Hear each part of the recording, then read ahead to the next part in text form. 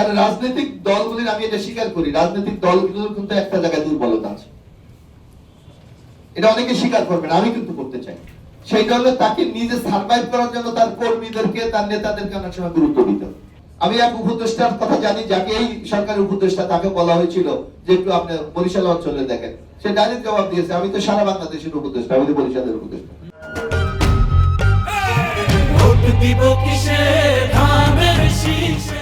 আজকে এই যে টিম 91 যে 37টি দফা দিয়েছে, আমার মনে হয় এই দফাটি শুধু আমার কাছে উপস্থাপন না, আমি যে জিনিসটা সবসময় বিশ্বাস করি, আমাদেরকে প্রেরণা দেওয়া, উৎসাহ দেওয়া, আমাদেরকে চাপে রাখা, এটার মূল কাজটা কিন্তু আমাদের সাংবাদিক বন্ধুদের। আপনারা যদি প্রতিনিয়ত স্মরণ করে দেন যে এই জিনিসটা করা উচিত, তাইলে আমার মনে হয় যারাই দায়িত্ব থাকে অথবা যাদের সুযোগ থাকে, তারা সেই কাজটিকে এগিয়ে নিয়ে যাওয়ার জন্য কিন্তু উদ্যোগটা গ্রহণ করে। এই সাংবাদিক বন্ধুরা, আপনারা কিন্তু আমাদেরকে সহায়তা করতে হবে। টিম 91 যেভাবে আমাদেরকে একটা দায়িত্ববোধের কথা স্মরণ করিয়ে দিয়েছে, আমার মনে হয় সামাজিক যে শক্তিগুলি আমাদের আছে, কারণ রাজনৈতিক দলগুলির, আমি এটা স্বীকার করি, রাজনৈতিক দলগুলোর কিন্তু একটা জায়গায় দুর্বলতা আছে, এটা অনেকে স্বীকার করবেন, আমি কিন্তু করতে চাই। সেই দলে তাকে নিজে সার্ভাইভ করার জন্য তার কর্মীদেরকে, তার নেতাদেরকে অনেক সময় গুরুত্ব দিতে হবে। কিন্তু এই জায়গাটাকে ব্যালেন্স করতে পারে একমাত্র এই সাংবাদিক বা আমাদের সামাজিক শক্তিগুলি। এরা যদি আমাদেরকে একটা প্রেশারের মধ্যে রাখে, তাইলে কিন্তু আমরা একটা ব্যালেন্সের মধ্যে থাকতে পারি। আর নয় নেতা কর্মীদের এমন চাপ আসে, যে চাপের মাধ্যমে কিন্তু অনেক জায়গায় আমাদের কিন্তু নথি স্বীকার করতে হয়। বরং আমরা দেখি বর্তমান ইউনিট সরকারে যারা আছে, এরা কিন্তু চট্টগ্রামের মাদার বাড়ি নিয়ে তারা খুব ব্যস্ত।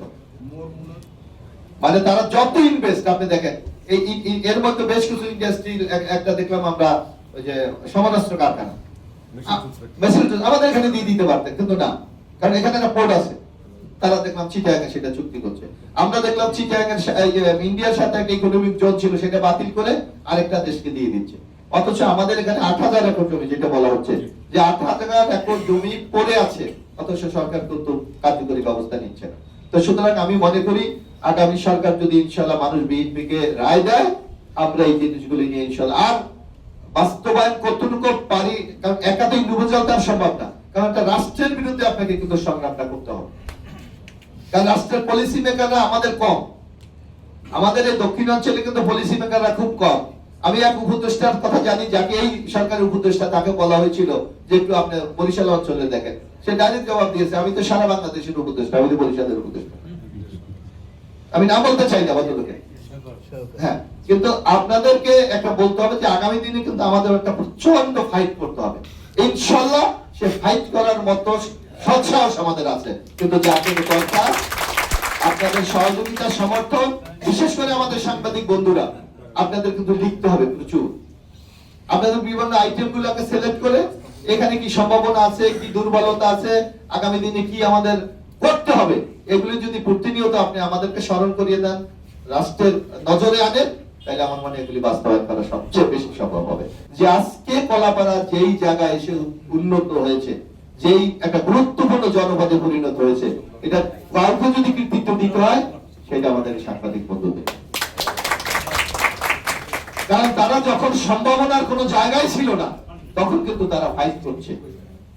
আজকে কিন্তু কলাপাড়া এমন একটা জায়গায় এসেছে, আমি অনেক জায়গায় গর্ব করে বলি যে পটুয়াখালীর বন্ধুদের সাথে যখন কথা হয়, যে তোমাদের শহরে যে বিল্ডিং আছে, মানে অবকাঠামো আছে, তার চেয়ে কলাপাড়া অবকাঠামো বেশি।